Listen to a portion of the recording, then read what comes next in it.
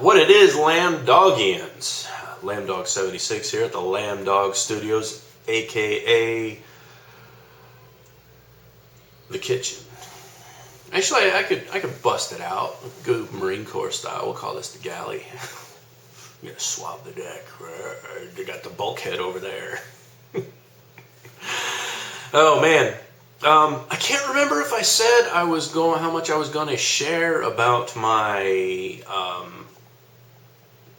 financial and trading stuff. I'm cautious. I'm very, very cautious because I don't want to be part of anything that makes a person fly off the handle and go into the wrong direction and lose money based on something they think they heard me say.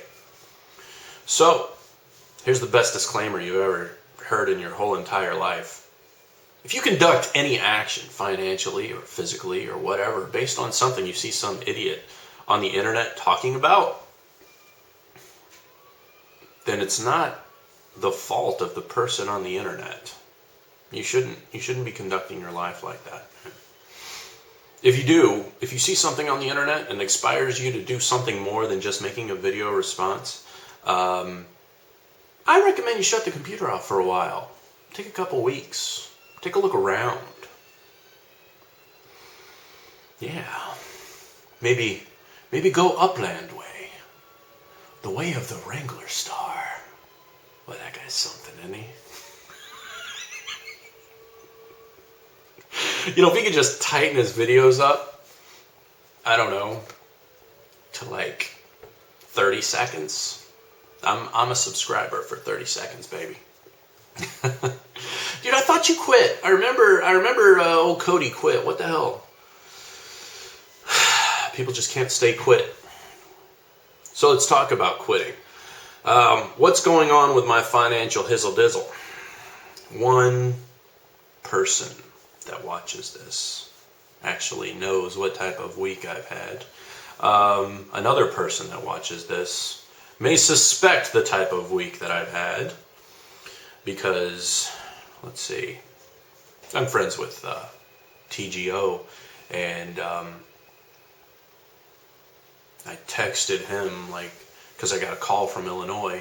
I texted him and said, hey man, did you just try to call me?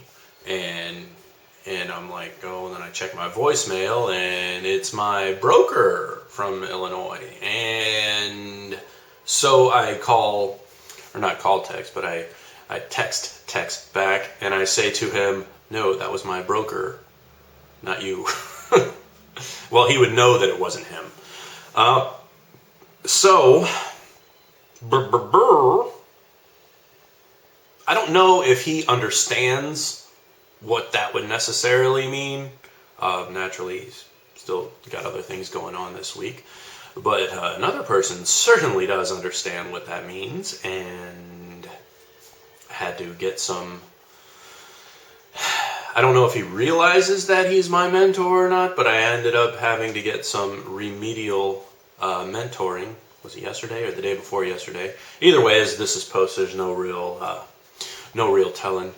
So I had to get some remedial mentoring about risk management, but I ended up with a margin closeout. That means that I had a position, a trading position, that hit a level of value that was no longer equal to the amount of money that I had in my my account as equity. So I ended up getting closed out. Not fully blown up, okay? Not fully blown up, but as luck would have it, the only responsible thing that I had going on with it was I had a hedge that allowed, when the one position closed out, the hedge closed out at the same time. So the one position went to zero, and the hedge just cashed out. So my account wasn't fully closed. So everything, if that makes sense at all, the account didn't blow up, but the only thing that I was left with was the hedge. Now, the reasons for this is the particular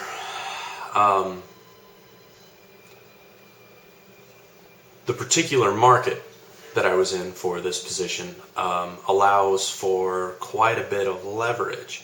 And what had happened was there's also yield-based yield, meaning you get money from having a position going in a certain direction. In this case, being long, which means a buy, being long this particular currency pair allowed me to make a percentage of interest just from having that position. In a harebrained scheme of mine, and actually the harebrained scheme was me going 100 damn miles an hour based on some information that somebody else gave me, which I abused and misused and didn't take the right way. But what had happened was you can take this particular percentage of yield, and if you leverage up that position, this yield becomes multiplied.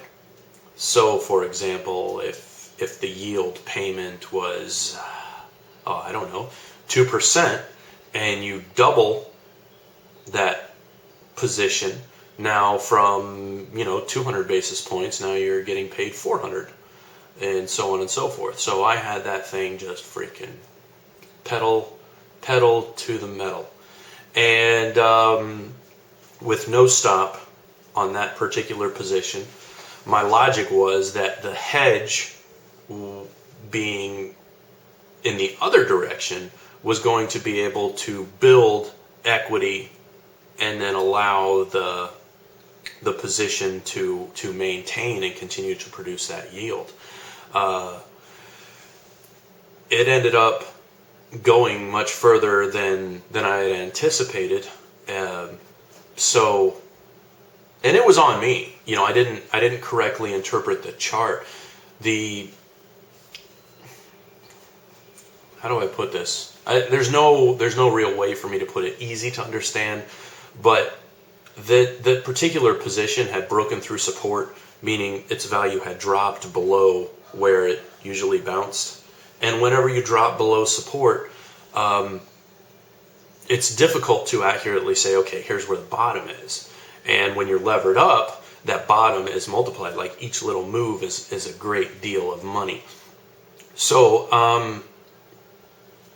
I don't think that particular strategy, what I ended up taking away from it is, I can't, and I'm not willing to. You can never lose sight of risk. You really can't, and you really, one really has to understand just what exactly risk is. Just how much money you need to pay attention to, how much money you can lose by being wrong. And you need to understand that it is possible to be wrong in a position. As my contact person, mentor, friend puts it,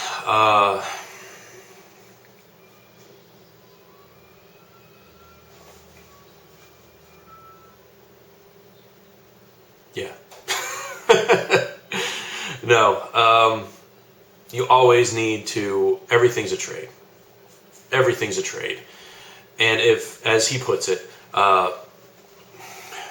if it was possible to do what it is that I thought I was going to be able to do, then why don't the big guys do it? Did I all of a sudden stumble upon this ingenious money-making thing where you don't actually have to do anything?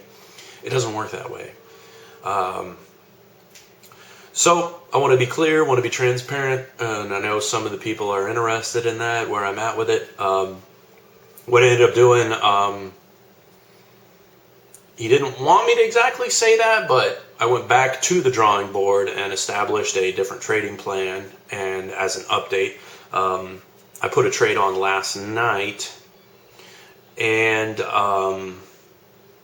oddly enough, the trade that I put on violates 2 of my trading plan rules. So I'm not getting off to a very good start here. But I mean, that's just how it can happen. I guess I don't believe in that trading plan just yet. But the most important one, I did not violate. And if the trading plan only needs one rule that never, ever, ever gets broken, is that I do not risk more than 1% of my account equity in any one trade. And I didn't violate that rule. So, there you have it. And I will see y'all later. Have a great weekend. If I don't, depending on when this goes up or whenever. All right, y'all take care.